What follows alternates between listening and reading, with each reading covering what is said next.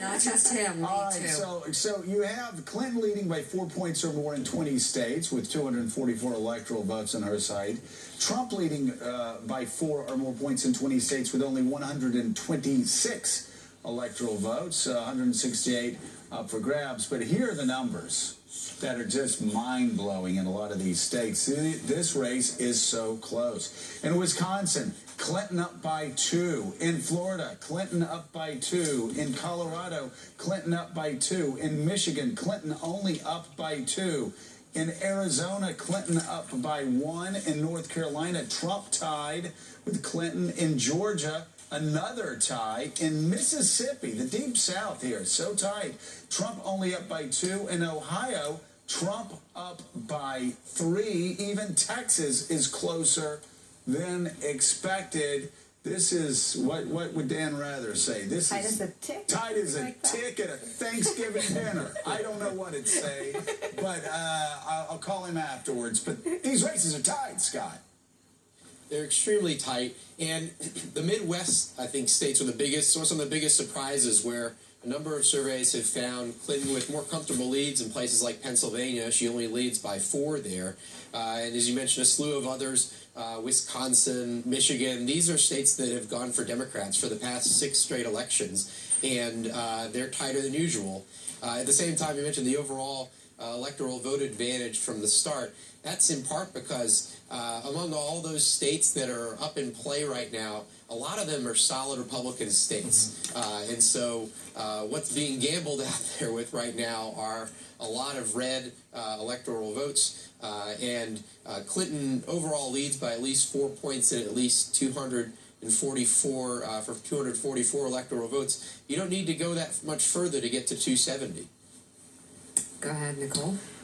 What, if you're looking at these numbers in Brooklyn, which line would give you the most cause for alarm? Well, you know, there are just a slew of really interesting numbers in here. I mean, the one that struck us most, of course, was in Texas. Certainly not expected to be anywhere near a swing state, but Clinton +1 there. I mean, what's driving that are that Trump's particularly underperforming among women voters. This is a group that John McCain won with 53% of the vote. Trump is receiving less than 4 in 10 voters there. And obviously, if Trump is competing for Texas, this is not a very close race. But on the other hand, I mean, I asked about alarm. If you look at the Ohio number, isn't that cause for alarm? Oh, certainly. I mean, there's, you know, we look at, especially places like that in Colorado, there have been a number of states that showed Clinton with pretty comfortable leads there. It looks like they could be bigger fights, and those are fueled heavily by these are areas where there's a bit older population and there's a very large share of non-college white voters. These are folks that really supported Trump heavily in the primary, and where he's expected to do well, but just polls hadn't shown him doing so well yet. Scott, you've got Gary Johnson at 15% or better in 15 states. So 2 questions that are kind of the flip sides of each other. Who is he currently hurting? And if he does collapse, as sometimes non-major party candidates do, where does the advantage go then? It's so fascinating, Joe. He's hurting different people in different states, even neighboring states. His very best state is New Mexico, where he garners 25% support, actually, and then he's only a few points off of Donald Trump. But he takes more from Hillary Clinton in that state. Her margin shrinks there.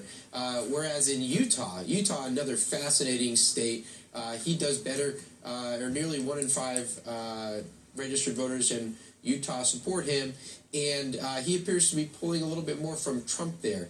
That is a fascinating state as well. I have to mention 19% have no opinion in Utah. We know how that primary went for Donald Trump, and also we know how heavily Republican that state leans. They're not very crazy about either of the candidates. Help me understand Mississippi.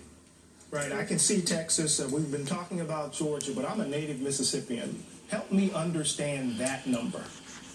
Sure. So, you know, another one that really struck so when we saw the data come back. We look back to the recent elections, and Mississippi wasn't as lopsided as I recalled. You can get lumped into other southern states, but I was only won by sort of low double digits last time. What's really going on there is Trump is doing a little bit worse among whites, and Republicans have relied on a very heavily unified white vote in Mississippi in order to dominate elections. And Clinton is still underperforming Obama among African Americans, but among the broader registered voter population, that's helping her rack up a very big margin. It's over 3 in 10 voters there. So that's what's really driving it right now. I think that's definitely one to take with a grain of salt, though.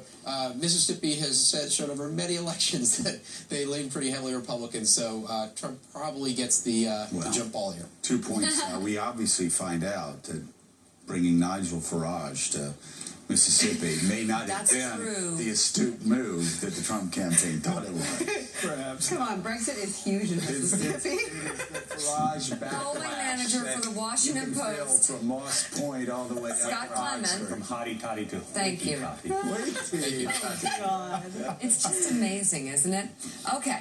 Still ahead on Morning